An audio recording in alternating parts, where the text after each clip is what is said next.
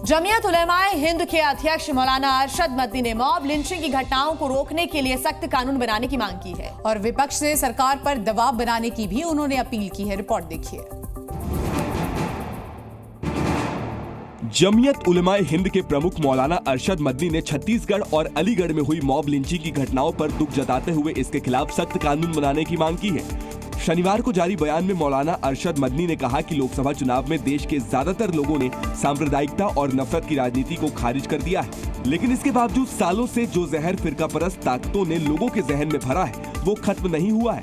उसके नतीजे सामने आ रहे हैं। मौलाना मदनी ने मॉब लिंचिंग पर सख्त कानून बनाने की मांग की है। साथ ही मॉब लिंचिंग को सामाजिक न बताकर राजनीतिक समस्या करार दिया है। साथ ही ये भी जोड़ दिया है कि इसे राजनीतिक तौर पर ही हल किया जा सकता है। मौलाना मदनी ने सभी धर्मनिरपेक्ष दलों से इसके खिलाफ कानून बनाने के लिए केंद्र सरकार पर दबाव डालने की अपील की है।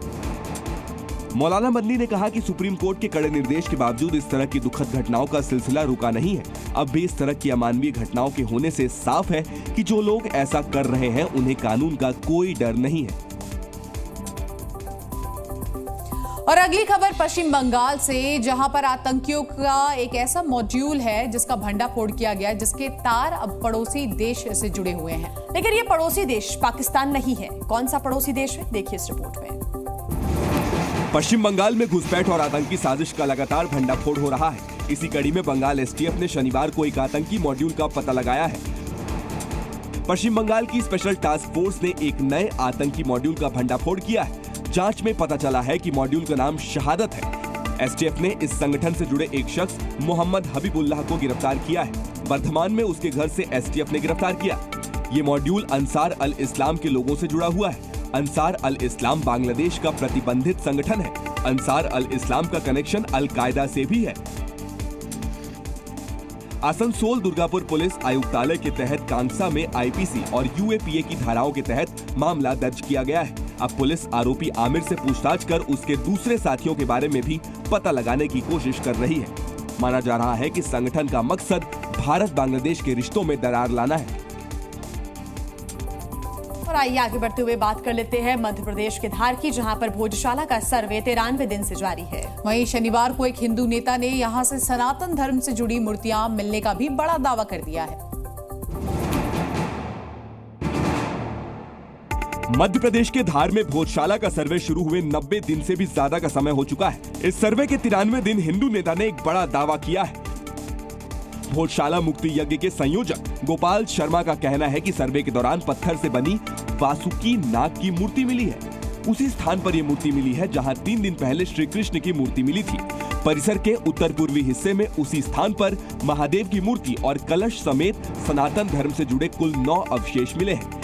इन्हें एएसआई ने संरक्षित कर लिया है। हालांकि कमाल मौला वेलफेयर सोसाइटी के अध्यक्ष अब्दुल समद ने कहा कि मूर्तियां और पत्थर की वस्तुएं उत्तरी तरफ बनी झोपड़ी नुमा संरचना से निकल रही हैं, जहां पुरानी इमारत के हिस्से रखे हुए थे और इसे हटाने का काम किया जा रहा है। समद ने कहा कि ये हमारी पुरानी आपत्ति रही है कि जो चीजें बाद में हुई उन्हें सर्वेक्षण में शामिल नहीं किया जाना चाहिए।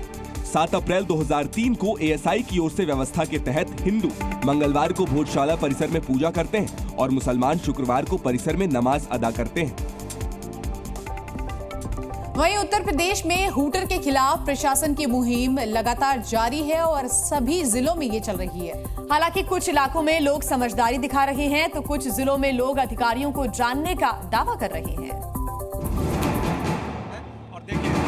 यूपी में गाड़ियों में लगे हूटर को शांत करने की मुहिम तेजी से जारी है।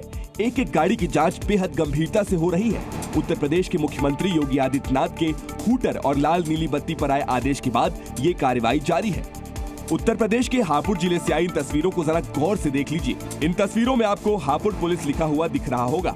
वीडियो में हापुड़ पुलिस स्पष्ट नजर आए, इसके लिए ड्रोन कैमरे का भी बखूबी इस्तेमाल हापुड़ पुलिस की तरफ से किया गया। राजधानी लखनऊ का भी हाल ऐसा ही था। वीआईपी कल्चर अभियान के अंतर्गत लखनऊ की ट्रैफिक पुलिस ने उत्तर प्रदेश शासन लिखी हुई गाड़ी का हूटर उतरवाया। गाड़ी पर चारों तरफ उत्तर प्रदेश शासन लिखा हुआ था। जब पुलिस ने पूछा तो गाड़ी चलाने वाला आईएएस अधिकारी का भाई होने का दावा करने लगा। सर किसकी गाड़ी है ये? सर ये हैं भाई साहब हैं, वो आईएएस हैं, उन्हीं के परिवार के गाड़ी। लखनऊ की ही एक और तस्वीर देखिए, जहां अस्पताल के सीएमओ साहब हूटर और लाल बत्ती लगाकर जा रहे थे, लेकिन पुलिस ने उसे उतरवा दिया।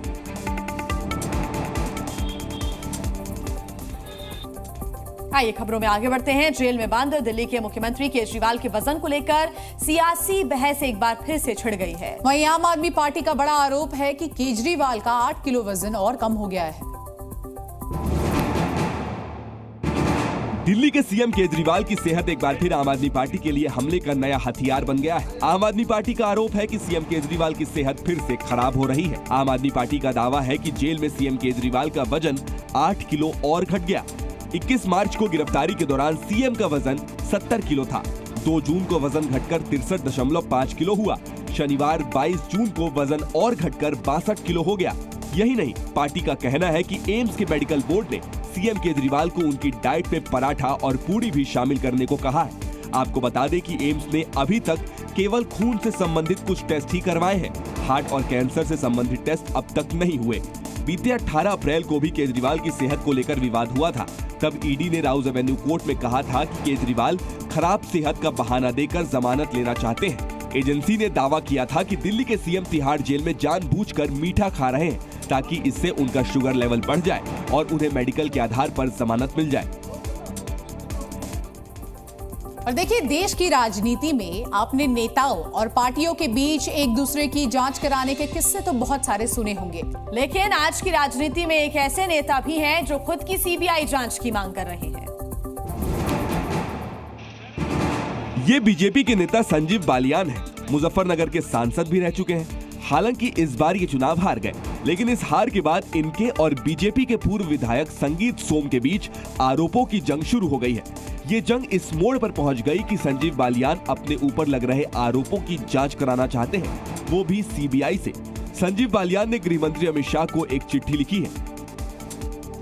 पश्चिमी उत्तर प्रदेश के एक पूर्व विधायक के लेटर हेड पर एक पत्र पत्रकारों को वितरित किया गया है, जिसमें मुझ पर भ्रष्टाचार के निराधार आरोप लगाए गए हैं। मैं उसमें लगाए गए सभी आरोपों का खंडन करता हूं और क्योंकि मैं प्रधानमंत्री के विगत दिनों सरकारों में मंत्री रहा हूं, इसलिए मुझ पर लगाए गए ऐसे आरोपों की निष्पक्ष जांच कराना मेरा दायित्व बनता है।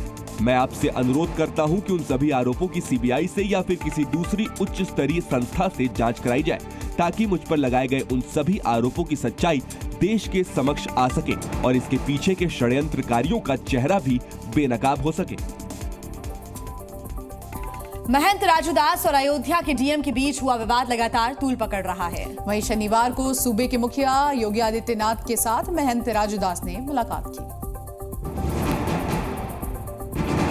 अयोध्या हार का मंथन कर रही बीजेपी को अब एक और विवाद से दो चार होना पड़ रहा है। दरअसल अयोध्या के महंत राजूदास और वहां के डीएम के बीच बहस हो गई, जिसके बाद बात लखनऊ के सियासी गलियारे तक पहुंच गई।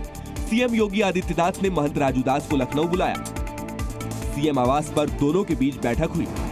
राजूदास और सीएम योगी के बीच 25 मिनट तक बात हुई। इस दौरान राजूदास ने बहस की पूरी कहानी सीएम योगी को बताई। मैं निवेदन पूर्वक कहना चाहूंगा कि डीएम साहब का आरोप निराधार है। पिछले दिनों अयोध्या जिला प्रशासन ने महंत राजूदास की सुरक्षा को हटा दिया था। माना जा रहा है कि इसी को लेकर पूरा विवाद हुआ। इस बीच समाजवादी पार्टी अध्यक्ष अखिलेश यादव ने महंत राजूदास के गनर हटाए जाने को लेकर ट्वीट भी किया। अखिलेश यादव ने कहा कि बीजेपी अपनी हार का बदला अयोध्या के साधु संतों से न ले। जो सच में सज्जन है, उनकी सुरक्षा की समीक्षा करके सुरक्षा प्रदान की जाए। Zee News।